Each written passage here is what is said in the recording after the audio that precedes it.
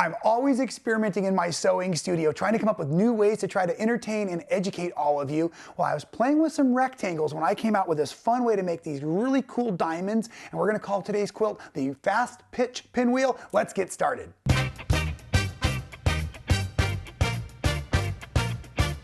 Dive in close to this design with me if you will, and the reason we are, like I said, calling it Fast Pitch Pinwheel is all of the construction is based on these really cool pinwheel, and I created them by using a 10-inch by 6-inch rectangle first, as a matter of fact, kind of doing that sew around all four sides and then cut the bias like we do with our half square triangles.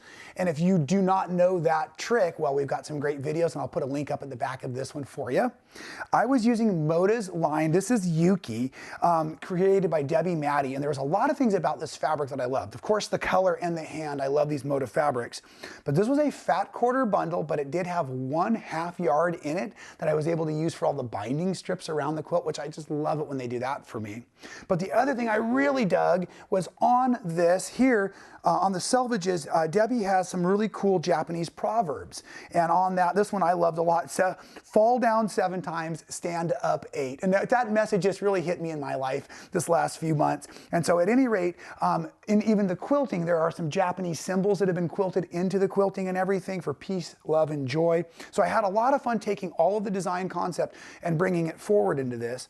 But I also learned a couple new tricks. So I'm just going to grab at the moment a medium colored fat quarter and a lighter colored fat quarter so you can see what we're doing. And I'm just pulling them out of the bundle like we have. Okay. Now, let's just use it a little bit darker so you can really see today. What I'm going to do with my fat quarters, and I thought this was genius if nothing else, and you probably all already know this trick, but again, we all can learn something new every day. But what I'm going to do is I'm going to take my first fat quarter right now, and I'm going to press this to get the lines out. I'm going to add a little bit of steam. And what I learned in preparing for my cutting, because they are fat quarters, which is a 22 by 18 format, and I want 6 by 10-inch squares, so think about, or excuse me, rectangles, think about how nicely that's going to work for me, is that I learned if I press these two fat quarters together at the same time before I start any of my cutting, then everything will be cut, pressed, and prepared to go to the sewing machine. So this is right sides up. This one's going to be right sides down right now. So I'm literally preparing them, like I said, right sides together, ready to sew as soon as my cuts have been made. That's efficient, and I found it was more accurate because I didn't have to keep restacking my rectangles. Let's just spend another little second getting this done nice. And I'm going to do this with all of my different fat quarters. I'm combining kind of lights and darks, and just making sure that I have nice color combinations all the way through. Like I said, I set the 1/2 yard aside, so it was ready. And we're going to go ahead and cut up all of our fat quarters now, but I'm not going to necessarily sew them all together. As a matter of fact, I want you to leave 9 set aside, so that, not 9 fat quarters, just 9 rectangles, so that we can leave them for our finishing blocks at the very, very end. Now, this is going to be 18 this way by 22 this way, so I should be able to get 6 perfect 6 inches perfectly that way is what I'm trying to say. So first of all, what I want to do, if this is going to be the 18 this way here, I want to make 10-inch strips this way, and I just realized I better use a bigger ruler. And because of that, I'm going to fold it this way. Okay, so now I'm going to cut 10-inch strips. And I'm cutting from that top fold. And you know what? We really should take a moment and make sure that's really square too. We've got a little extra down here at the selvage end. That's how I started paying so much attention to what those selvages had to say. So I've squared that up. Oh, almost squared it up. There we go. Now I'm going to make my 10s. And I handle 2 fabrics at a time only. So 10 here, set it, come down here, we should have 10 here, like this. Okay, we'll just set that aside. We won't use it for today's project. Now when we open these open, like this, we can go ahead and stack again our next layers so we can cut our 6s, right? Now this is 18, and I found that Moda was a bit generous on their fat quarter, so it worked really nice, but I'm just gonna shave this edge. I'm not gonna leave too much to chance. Okay, so that's the shave there. And now I'm gonna get my 6-inch cuts. Okay, so technically, in the quilt, it's the darker pieces that I use for my fill-in corners. So I'm gonna use my darkest fabrics, my darkest combinations from my bundle for those. But what I'm trying to say is, I'm gonna set those aside here. Oh, darn it, there we go. Let's get these cut. Okay. And then this should be 6 here too. See what I mean? Beautifully generous. Like that, so I have plenty of fabric I needed. Now, for almost all of those little rectangles now, we're gonna just take our 2 pieces. Remember, they're right sides together, which is, I think, really cool. We're gonna come to the machine, and we're gonna go ahead and sew around all 4 sides.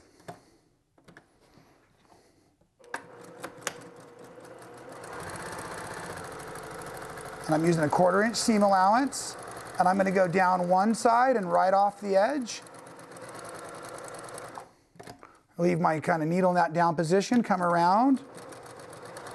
So not trying to guess where that 1/4 inch ends. I'm just sewing right off like you run through first base. Just like that. Spin it.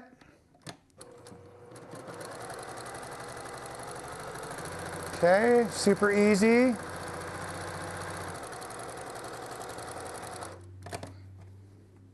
Last seam here. So you're coming over. Keep that corner nice in there. Okay, so that's all set.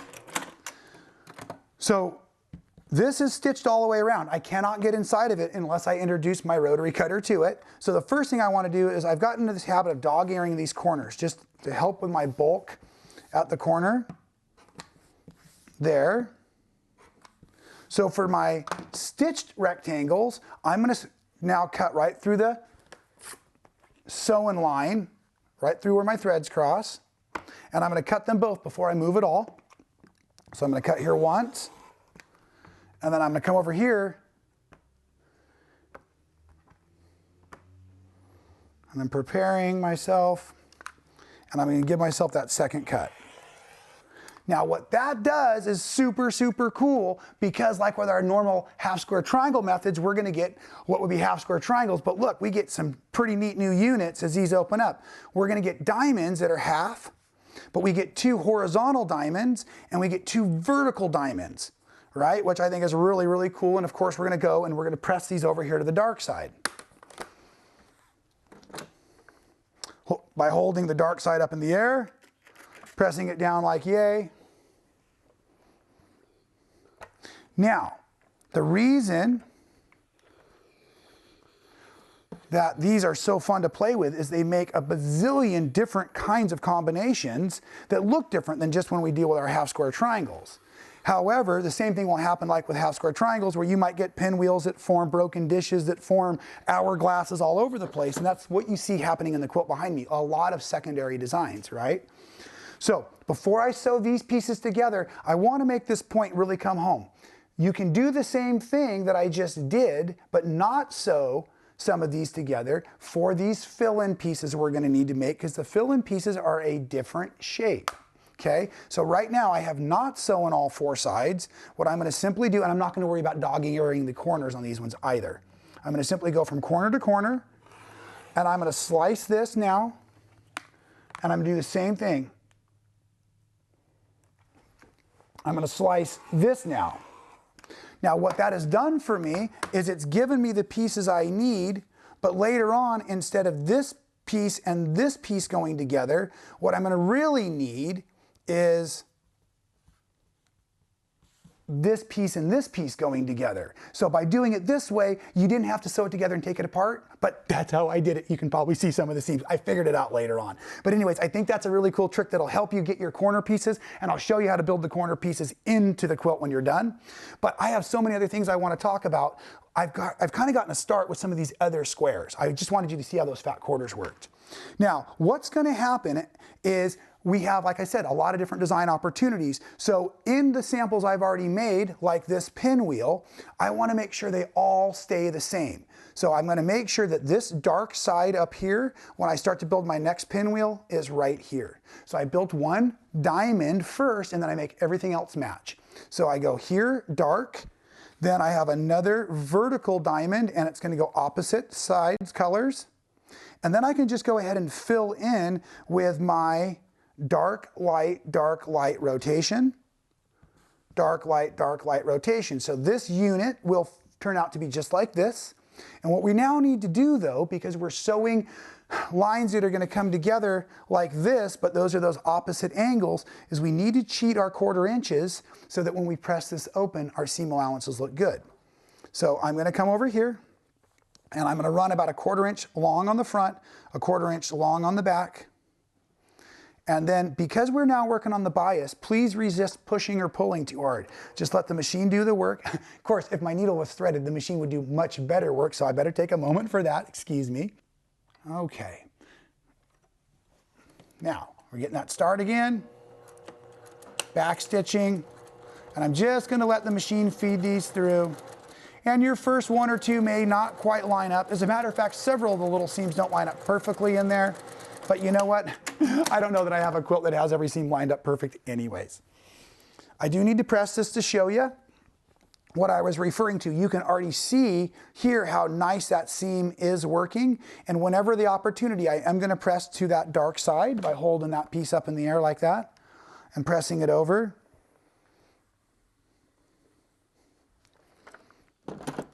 Okay, so this here made that first section, but it was located down here, right? So I've already built another one of these pieces together. Let's see if I can make them come together so I can sew them right. Oh, well, we'll just sew these real quick, and I will be right back to join those 2 blocks. So for finishing out that diamond here, we had that up in the air there. We had this up in the air. Again, double check now because we're going to sew these together, and I'm going to try to match up my center seam, which is going to still give me that overlap there of about a 1/4 inch on both sides. So I've got the center seam pinched between my fingers, and I'm still trying to respect that 1/4 inch overlap at the top.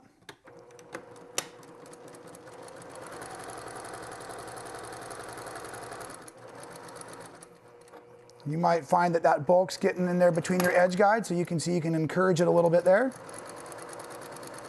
And we're just going to come right out the end.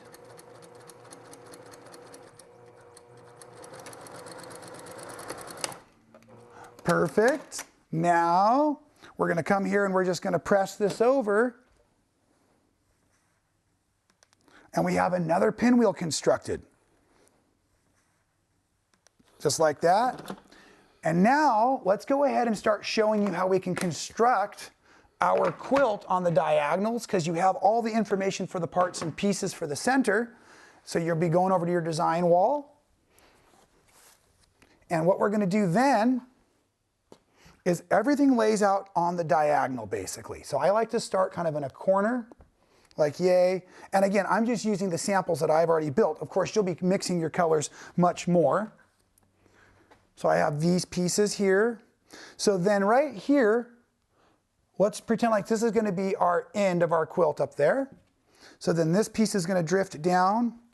So like a pyramid, I've got 3, 1. The next row should take 5 pieces.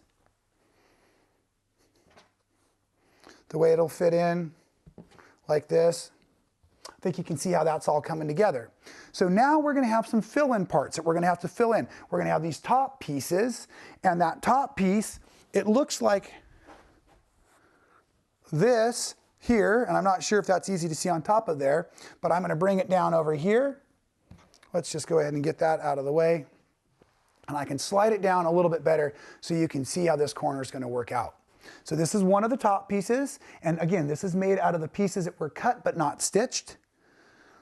You're going to need another corner piece and another corner piece right here to fill in, so you just have your dark light rotations. So these units also are different than the ones you came up with, but made from the same pieces, right? And you can even see here where I was removing mine to make mine because I got excited, I got overzealous, I know, believe it or not, and I stitched all of my 10 by 6 square, rectangles together.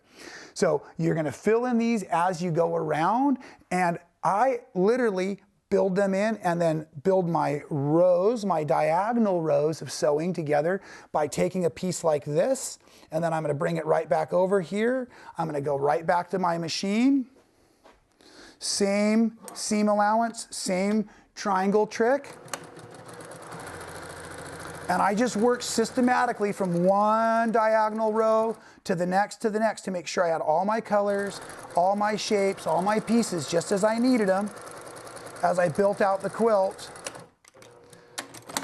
here, so then my pieces will start to fill back in. Then I would sew this piece to this piece, right? And I just keep making all those diagonal rows. And when I was all done, I was so excited to bring the quilting together.